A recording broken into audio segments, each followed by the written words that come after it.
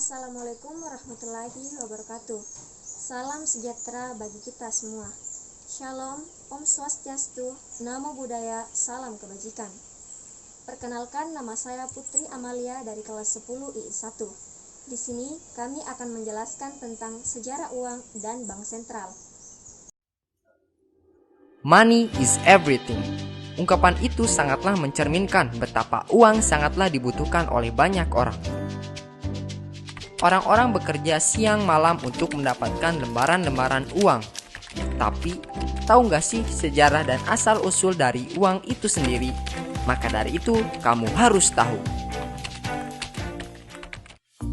Sebuah benda tak akan tercipta dengan sendirinya. Begitu juga dengan uang. Banyak proses yang dilalui sehingga uang itu dapat tercipta. Pada awalnya, manusia belum mengenal kegiatan tukar-menukar.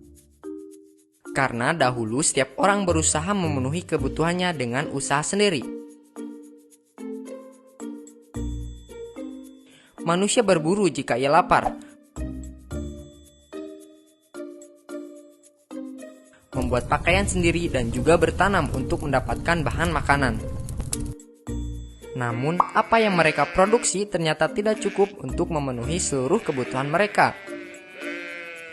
Lalu, mereka mencari orang yang mau bertukar barang dengan barang yang mereka butuhkan. Dan dari sinilah muncul sistem barter. Lalu, karena sistem barter memiliki banyak kekurangan, salah satunya adalah sulitnya menemukan orang yang mau menukarkan barangnya, maka digunakanlah benda-benda tertentu sebagai alat tukar. Biasanya benda-benda yang digunakan memiliki nilai tinggi dan dibutuhkan masyarakat. Dahulu, bangsa Romawi menggunakan garam sebagai alat tukar. Pengaruh bangsa Romawi dalam menggunakan garam sebagai alat tukar ternyata terlihat sampai sekarang. Dalam bahasa Inggris, upah disebut sebagai salary, yang berasal dari bahasa Latin yaitu salarium, yang berarti garam. Meskipun alat tukar sudah ada, tetapi tetap saja masih terjadi banyak kesulitan. Di antaranya adalah kurangnya daya tahan benda-benda tersebut sehingga tidak tahan lama. Lalu digunakanlah logam sebagai alat tukar karena memiliki nilai tinggi dan tahan lama. Logam yang digunakan adalah emas dan perak. Sejalan dengan perkembangan ekonomi, penggunaan logam sebagai alat tukar mengalami kesulitan, yaitu penggunaan uang logam sulit dilakukan untuk transaksi dalam jumlah besar. Lalu diciptakanlah uang kertas, yang pada saat itu kertas yang digunakan merupakan bukti-bukti kepemilikan emas atau perak. Selanjutnya, masyarakat tidak lagi menggunakan logam secara langsung sebagai alat tukar. Mereka menggunakan kertas bukti tersebut sebagai alat tukar. Nah, kertas bukti tersebut adalah cikal bakal uang kertas seperti uang modern saat ini. Makin tahu, makin banyak ilmu. Semoga bermanfaat dan sampai jumpa.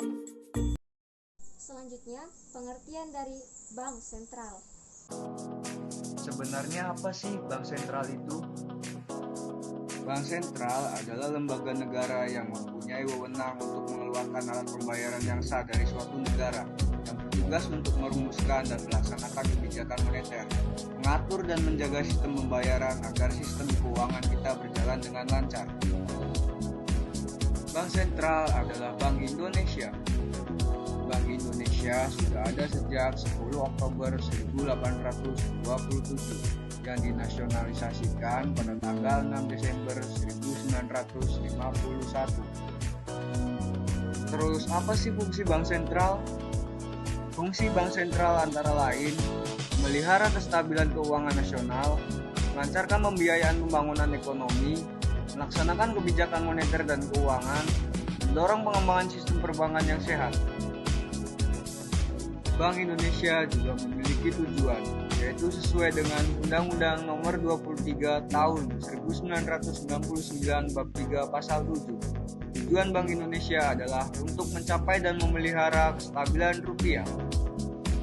Kestabilan ini meliputi kestabilan nilai rupiah terhadap barang dan jasa, dan kestabilan nilai rupiah terhadap mata uang negara lain. Tugas Bank Indonesia dibagi menjadi 3. 1. Menetapkan dan melaksanakan kebijakan moneter. 2. Mengatur dan menjaga sistem pembayaran. 3. Mengatur dan mengawasi bank. Bagaimana sih wewenang Bank Indonesia sebagai bank sentral?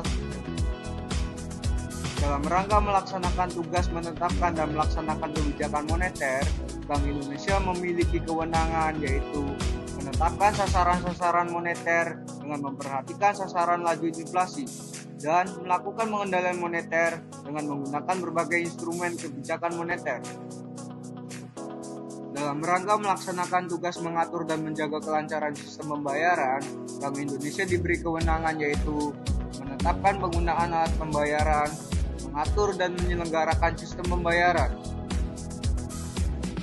Dalam rangka melaksanakan tugas mengatur dan mengawasi Bank Indonesia memiliki kewenangan yaitu memberikan dan mencabut izin atas kelembagaan dan kegiatan usaha tertentu dari bank, menetapkan peraturan di bidang perbankan, melaksanakan pengawasan bank baik secara langsung maupun tidak langsung. Kan ku kejar mimpi